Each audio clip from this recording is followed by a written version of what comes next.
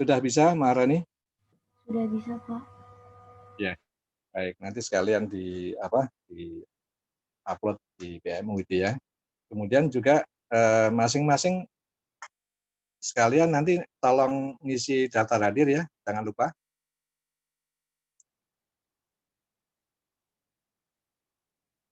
Baik. Ya.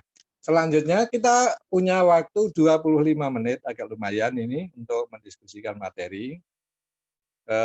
Baik bagaimana Anda memahami materi yang ditayangkan tadi, maupun adakah permasalahan-permasalahan yang perlu didiskusikan bersama. Jadi selama 25 menit, saya persilahkan Anda mendiskusikan bersama. Maharani tolong untuk memimpin diskusi, saya mengikuti.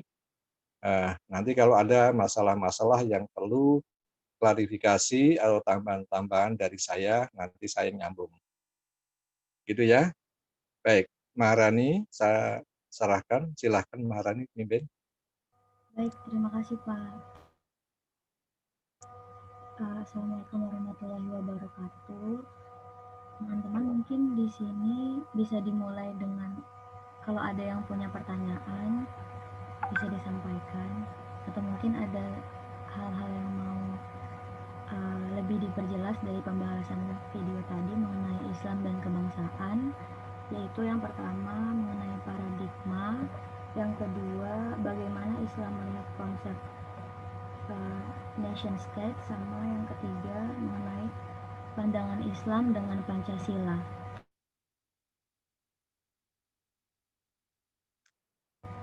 Apa sudah terdengar jelas? Jelas. Aku ulang ya. Jelas. Untuk pembahasan umumnya yaitu yang pertama Islam dan kebangsaan, subbab pertama yaitu tentang paradigma atau manhaj, yang kedua tentang bagaimana Islam melihat konsep nation state, dan yang ketiga pandangan Islam terhadap Pancasila. Apa ada yang memiliki pertanyaan?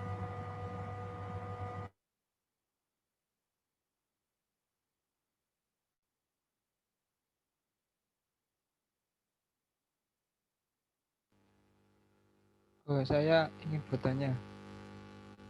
Baik, waktu menyampaikan materi tadi sudah jelas bahwa Islam itu nggak bertentangan dengan Pancasila dan ideologi semacamnya. Saya rasa seperti itu. Kemudian beberapa kelompok yang menamakan dirinya Islam tapi menolak dengan keras negara Islam, negara Indonesia yang berpancasila. Mereka menuntut bahwa Indonesia harus menjadi negara khalifah. Nah, kemudian kita sebagai saudara sesama muslimnya, apa yang bisa dilakukan untuk mengatasi hal tersebut? Terima kasih.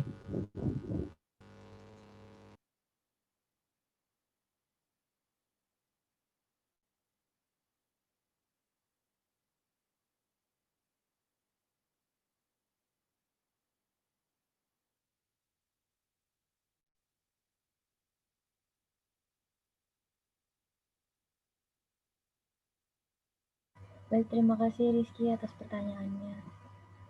Apa ada yang mau mencoba untuk menjawab atau memberikan pendapat?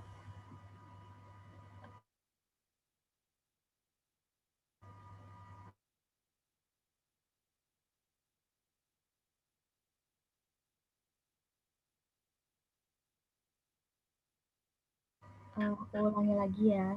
Tadi Rizky bertanya kalau Islam dengan Pancasila itu tidak bertentangan. Tetapi ada oknum-oknum di luar sana yang beranggapan bahwa Indonesia sebaiknya menjadi negara khilafah, dan bagaimana sikap kita untuk menghadapi orang-orang seperti itu, atau bagaimana kita bersikap tentang pemahaman seperti itu. Apakah ada yang memiliki pendapat atau mungkin ada yang memiliki pengalaman tentang hal tersebut?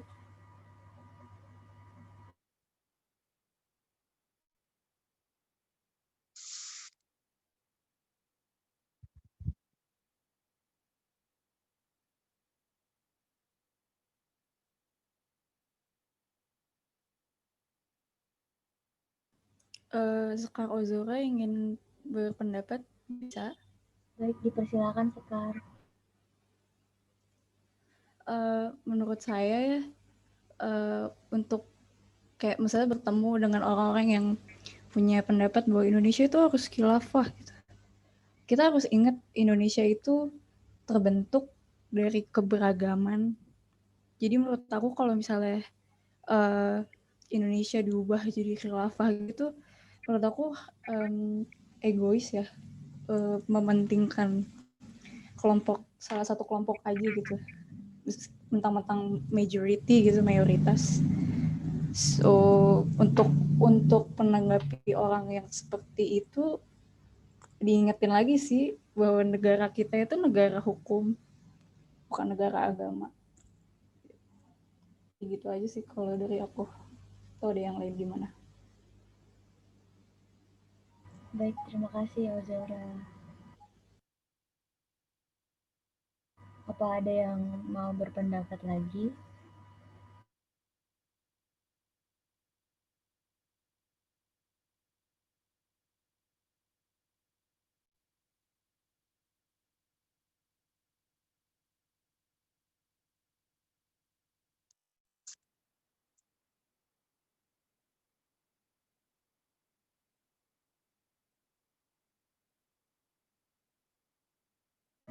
Oke, mungkin aku mau menambahkan sedikit ya.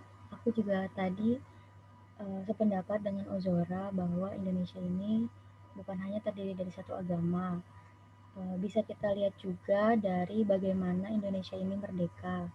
Tidak hanya umat Islam yang berperan, tapi juga umat-umat lain. Selain Indonesia untuk mencapai kemerdekaan, selain dengan berperang, yang tentunya bukan hanya dilakukan oleh orang-orang yang beragama Islam, tetapi juga agama lain. Dalam hal de facto juga banyak tangan-tangan orang-orang yang beragama kecuali Islam gitu. Jadi ya memang egois kalau misalnya ada orang-orang yang menurut mereka mentang-mentang mereka itu adalah mayoritas, mereka beranggapan sebagai kelas pertama dan keinginannya harus dinomorsatukan daripada keinginan negara.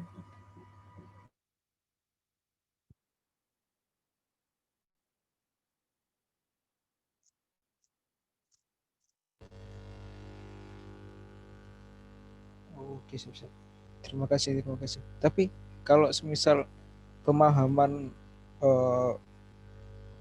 orang yang berpaham bahwa Indonesia harus menjadi negara khilafah, dan itu sudah apa ya, sudah terdogma ya, sudah final dalam pikirannya, terus kalau sekedar mengingatkan itu kayak percuma gitu. Mereka mungkin punya argumen yang kokoh buat berpandangan bahwa Indonesia harus menjadi negara Islam. Nah itu bagaimana ya? Kalau misal permasalahannya sudah dalam tanda kutip akut. Terima kasih.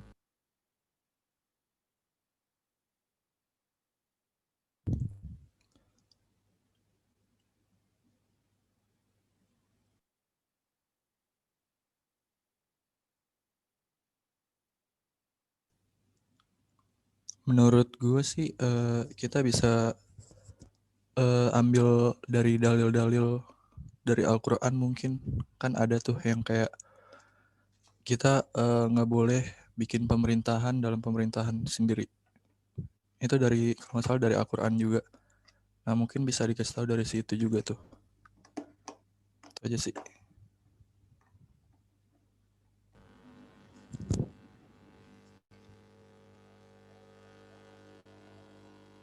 Kalau kan itu sudah mengenai dalil ya. Kalau misal kan beberapa dalil itu ada yang bias, ada yang multi tafsir. Ya mungkin saya nggak bisa mencontohkan karena saya juga kurang mengetahui banyak, tapi selalu ada dalil-dalil yang multi tafsir itu. kemudian di Al-Qur'an itu dijelaskan kalau afala taqilun, afala tatafakkarun itu apa mungkin artinya apakah engkau tidak berpikir, apakah engkau tidak menggunakan akal, ya mungkin sekiranya artinya seperti itu ya. Terus kalau apakah hanya dengan instrumen akal manusia untuk bisa menafsirkan Al-Quran dan hadis? Karena kalau misal cuma akal itu bisa jadi multi tafsir lagi gitu. Kayak misal dari misal apa engkau tidak berakal, terus apa engkau tidak berpikir, terus orang yang membaca, sebagian membaca, loh saya sudah berpikir, maka dari itu saya berpikiran bahwa Islam ini negara yang harus khilafah. Terus ada lagi sebagian orang lain yang bilang kalau loh iya saya juga sudah berpikir, maka dari itu saya memilih Pancasila sebagai ideologi yang dapat diterima di Indonesia. Itu seperti itu bagaimana ya? Apa inti pertanyaannya itu apakah ada instrumen lain selain akal buat kita mungkin beragama gitu. Terima kasih. Baik, saya akan mencoba berpendapat ya di sini.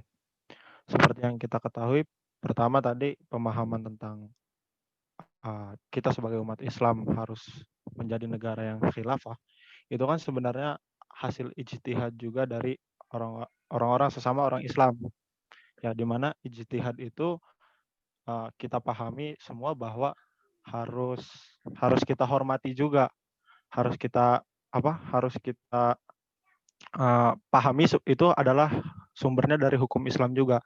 Nah, begitu pula saya rasa itu berlaku juga untuk kepada mereka yang berpikiran bahwa negara di seluruh dunia ini harus khilafah, harus Islam. Nah, saya rasa kita ya sudah biarkan saja mereka berpikir begitu, tetapi jika mungkin mereka nantinya yang berpikiran bahwa Islam di Indonesia ini harus khilafah, ketika mereka melakukan penyerangan kepada kelompok lain, kemudian mereka melaksanakan pemberontakan, baru ditindak secara hukum. Nah, bukan secara kita melemahkan pendapat mereka, tapi tindakan mereka itu yang berdasarkan pikiran mereka yang harus kita tindak, bukan pemikiran mereka. Saya rasa selama mereka bisa, maksudnya mereka tidak melakukan hal-hal yang di luar di melanggar hukum, saya rasa nggak apa-apa, kan itu pendapat mereka. Di mana Indonesia ini negara yang menjunjung tinggi kebebasan berpendapat dan Islam juga menghargai ijtihad. Begitu. Terima kasih.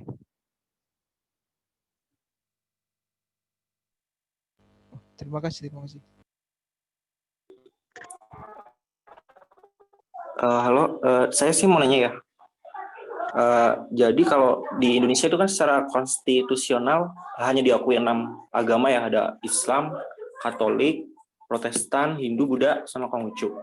Sedangkan kalau yang menurut saya tahu sih banyak sih agama-agama lain yang dianut oleh kaum minoritas dan belum diakui gitu keberadaannya. Apakah dengan demikian berarti pemerintah masih belum bisa menegakkan prinsip keadilan bagi masyarakatnya, atau mungkin ada alasan lain gitu bagi pemerintah hanya mengakui 6 agama tadi? Mungkin dari teman-teman ada yang sependapat atau enggak bisa ngasih jawaban gitu, kira-kira pemerintah mengapa hanya mengakui 6 agama tadi?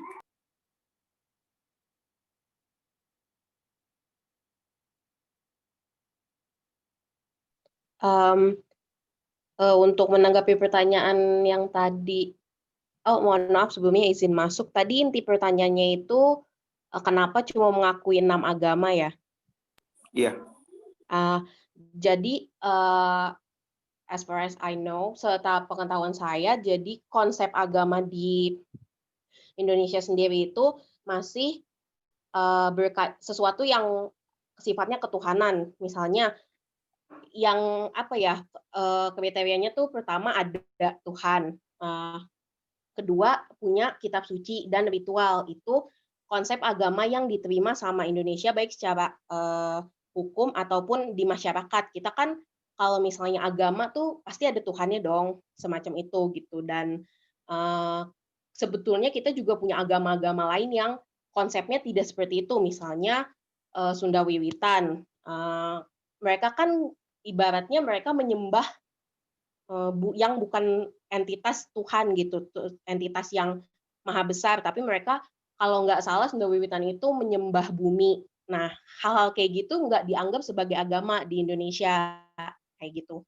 Kayak gitu sih. Kenapa cuma 6? Karena 6 agama inilah yang let's say memenuhi kriteria lah yang tadi udah saya sebutkan, ada Tuhan dan konsep Tuhannya itu suatu zat yang maha besar, itu pertama. Kedua, punya kitab dan ada ritual. Kira-kira kayak gitu sih. Semoga membantu. Menambahkan, mohon maaf terdengar ya? Terdengar. Ya. Terdengar. Menambahkan, kalau setahu saya benar yang dikatakan Mbak Vicky tadi, agama dan kepercayaan itu agak berbeda. Soalnya agama memiliki kitab, sistem ajaran dan sebagainya, sedangkan kepercayaan itu hampir sama dengan agama, tetapi tidak ada kitab seperti kayak kejawen, Sunda Wiwitan seperti yang dikatakan. Dan kalau agama kita itu sifatnya seperti banyak pengikutnya seperti itu.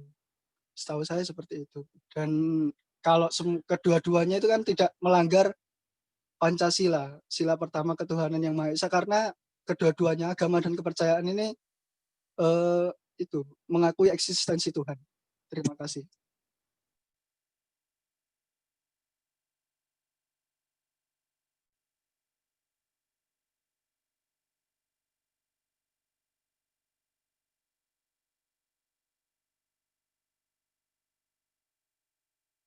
Ya, Maharani, boleh saya tambahkan? Baik, silakan Pak. Ya, baik. Untuk yang ini sudah ada 2 permasalahan ya, saya tambahkan dulu supaya nanti tidak kehabisan waktu. Tapi nanti kalau masih ada waktu, silakan nanti sampaikan permasalahan-permasalahan berikutnya. Baik, untuk yang pertama mengenai pendapat ya, bahwa ada sebagian umat Islam Indonesia yang berpendapat atau menginginkan bahwa Indonesia itu harus menjadi khilafah, bagian dari khilafah. Nah, pendapat itu kan selalu didasarkan oleh pengetahuan, dan pengetahuan itu diperoleh mungkin secara langsung mengkaji, menafsirkan, memahami ayat-ayat Al-Quran dan hadis-hadis Nabi, tapi juga justru sebagian besar itu pengetahuan yang diperoleh dari orang lain, dan orang lain itu pun juga kemungkinannya dia peroleh dari orang lain lagi, tapi juga ada kemungkinan dia melakukan kajian-kajian atau penafsiran tersendiri. Jadi sebenarnya dari sebagian materi tadi yang sudah disampaikan, pemikiran bahwa khilafah adalah salah satu dari hasil ijtihad tentang sistem pemerintahan atau ketatanegaraan dalam Islam, ya memang itu adalah salah satu di antara hasil ijtihad para ulama, dan itu juga yang kemudian diaplikasi sejak awal pemerintahan kekuasaan Islam setelah Rasulullah wafat, diawali dari Khulafaur Rasyidin atau Khilafah Rasyidin, kemudian dilanjutkan dengan Khilafah Bani Umayyah, dilanjutkan dengan Khilafah Bani Abbasiyah, dan kemudian dilanjutkan dengan Khilafah Safawi, Mughal, dan yang terpanjang adalah Utsmaniyah. Dan itu sebuah realita yang sudah terjadi dalam sejarah umat Islam setelah wafatnya Rasulullah. Tetapi ternyata dalam praktek, walaupun sistem namanya itu khilafah, ternyata prakteknya juga macam-macam. Bahkan Khulafaur Rasyidin yang 4 saja itu satu dengan yang lain sudah berbeda. Tadi juga sudah disinggung. Abu Bakar menjadi khalifah dengan aklamasi, Umar ditunjuk langsung, Utsman dengan perwakilan sahabat besar, dan kemudian Ali bin Abi Thalib pun dengan aklamasi. Nah, lain lagi setelah masuk ke dinasti Bani Umayyah, itu adalah sistem persis dengan sistem kerajaan, hanya namanya saja tetap khilafah. Kepala khilafahnya, kepala negaranya turun-temurun, anak terus dan seterusnya. Dan pada masa dinasti Bani Abbas pun juga begitu. Dan seterusnya. Nah, kalau begitu, ya dalam praktek itu bisa berbeda-beda. Bahkan ada yang mendekati dengan republik, ada yang mendekati dengan kerajaan, dan seterusnya. Baik, jadi dengan pendekatan kebebasan berpikir dalam Islam melalui ijtihad bagi umat Islam yang punya kompetensi untuk melakukannya, khilafah adalah salah satu di antara hasil ijtihad. Tapi bukan satu-satunya. Nah, ketika masyarakat Indonesia mendirikan negara Indonesia dan sebahagian besar dari tokoh-tokoh nasional kita, pendiri negara Indonesia ini adalah beragama Islam. Tadi juga disebut banyak. Yang berada di PPKI, yang berada di BPUPKI, mereka menyepakati untuk memilih bentuk negara Indonesia itu kesatuan, negara kesatuan Republik Indonesia, bentuk pemerintahannya republik, demokrasi, dan kemudian menjadikan Pancasila sebagai dasar negara, baik dasar secara ideologis, filosofis, dan seterusnya. Nah, tapi juga dalam sejarah bahwa Pancasila yang menjadi bagian dari pembukaan Undang-Undang Dasar 1945 ini dibentuk atau disusun dalam suasana perjuangan yang menuntut pengorbanan, menuntut perhatian bangsa Indonesia menghadapi penjajah dari Belanda, Jepang, dan kemudian sekutu, Belanda juga akan masuk lagi. Dan itu adalah satu masa-masa yang sangat sulit dan transisi, dan itu sudah disepakati pada waktu itu, ditetapkan tanggal 18 Agustus. Itu adalah pilihan yang dirasa terbaik bagi bangsa Indonesia.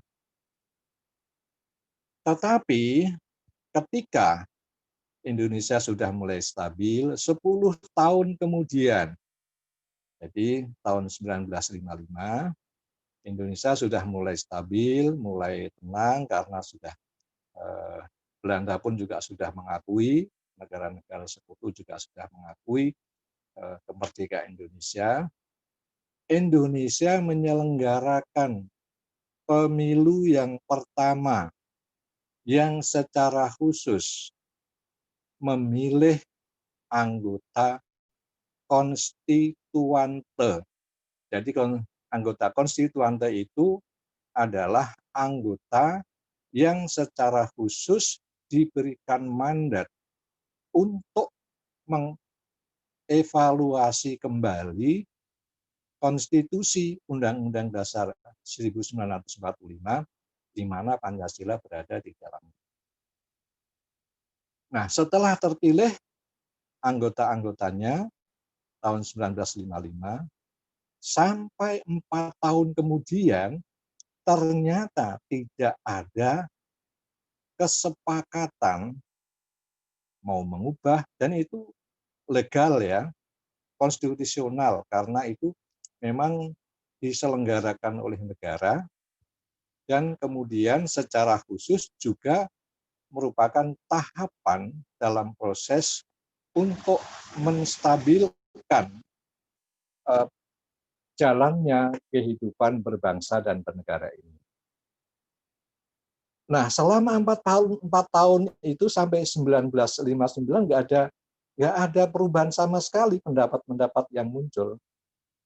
Maka kemudian Presiden Soekarno pada waktu itu tanggal 5 Juli 1959 mengeluarkan dekret kembali, pokoknya menetapkan 9 Undang-Undang Dasar 1945, di mana Pancasila berada di dalamnya, secara formal menjadi dasar negara kesatuan Republik Indonesia.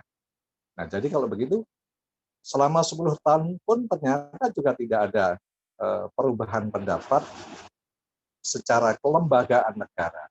Jadi kalau begitu, ya itulah pilihan yang terbaik. Nah, jadi kalau begitu, negara kesatuan Republik Indonesia yang berdasarkan secara filosofis, secara ideologis Pancasila, ini adalah pilihan, salah satu hasil ijtihad umat Islam, tokoh-tokoh Islam di Indonesia yang terbaik untuk diterapkan di dalam negara kesatuan Republik Indonesia. Jadi ini pilihan, sama-sama hasil ijtihad. Karena tokoh-tokoh Islam tadi juga sudah disinggung, baik Muhammadiyah, Nahdlatul Ulama, kemudian ada Persis, ada Jamiatul Khair, dan tokoh-tokoh independen pun juga seperti itu. Jadi ini yang diyakini tepat untuk dipilih menjadi bentuk negara, menjadi Pancasila sebagai dasar falsafah ideologi negara dan bangsa Indonesia. Nah, jadi kalau ditanyakan tadi bagaimana kita menghadapi pendapat orang yang menghaluskan khilafah, nggak ada harus, karena sama-sama hasil ijtihad. Dan para ulama usul fikih pun sudah merumuskan satu kaidah bahwa satu hasil ijtihad tidak bisa dibatalkan oleh hasil ijtihad yang lain. Ya, jadi ini pilihan yang terbaik bagi bangsa Indonesia.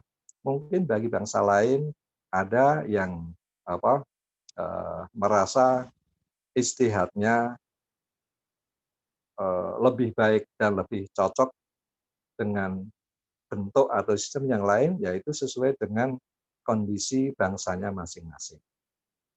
Ya, jadi pendekatan pengetahuan itu jauh lebih mendasar karena itu akan memberikan satu argumen-argumen yang tentunya bisa difahami khususnya bagi orang-orang yang terpelajar. Kalau masyarakat umum kan biasanya yang ikut tokoh-tokohnya gitu ya.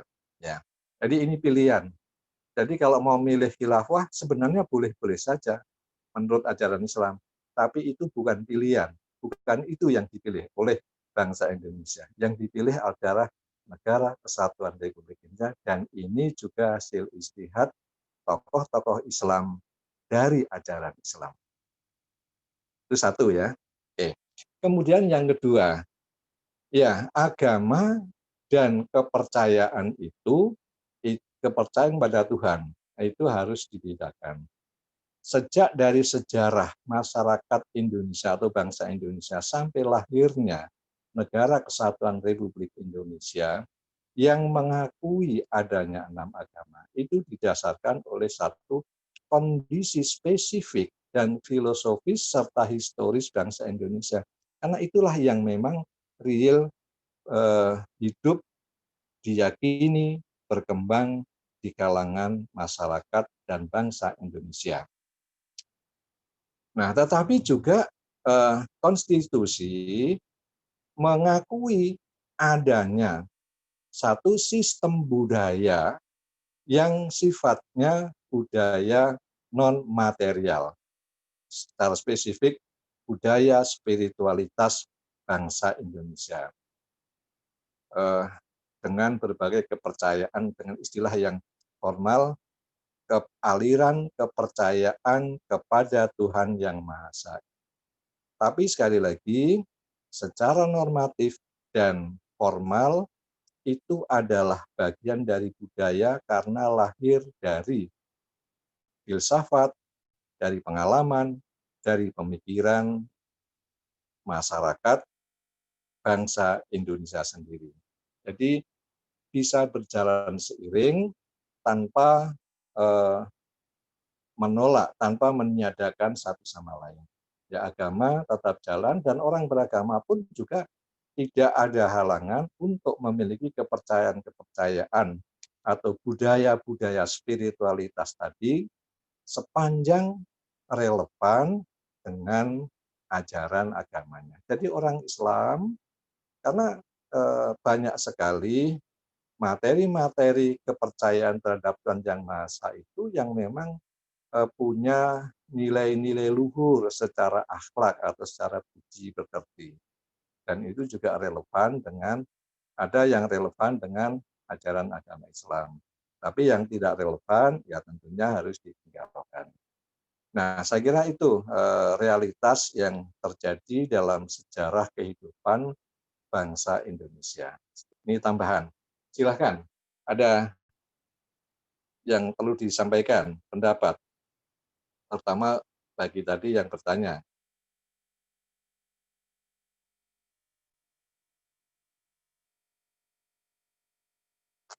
Bagaimana?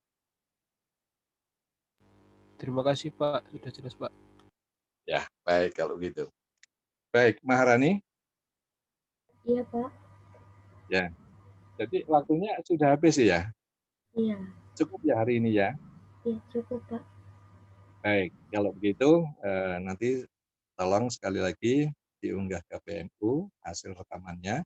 Kemudian daftar hadir sudah diisi, sudah pada mengisi. Jangan sampai ada yang kelupaan karena langsung mau saya upload di SIAK nih untuk kehadiran PJJ hari ini. Ya. Baik, sampai Senin minggu depan kita PJJ pada topik berikutnya lagi.